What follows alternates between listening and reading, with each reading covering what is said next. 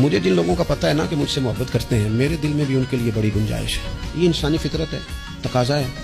4 بچوں میں سے والد کو پتہ چل جاتا ہے کہ تیسرے والا، چوتھے والا، پہلے والا یا دوسرے والا، ان میں سے فلانا زیادہ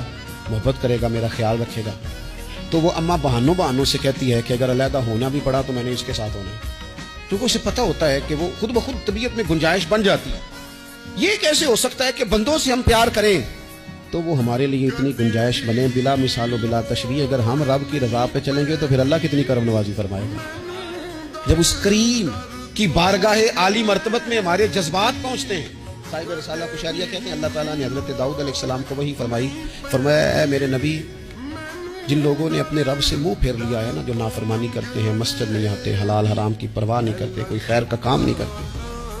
فرمایا جنہوں نے مالک سے منہ پھیر لیا ہے نا، اگر انہیں پتہ چل جائے کہ اللہ کریم ان کی توبہ پہ کتنا راضی ہوگا، اگر انہیں پتہ چل جائے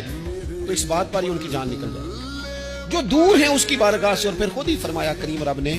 کہا جو میری بارگاہ سے دور ہیں، جب ان کے لیے میرا یہ کرم ہے تو جو میری طرف سفر کر رہے ہیں، جنہوں نے میری رضا کا رستہ اختیار کر لیا، ان کے بارے میں رب کریم کا ارادہ کرم کیا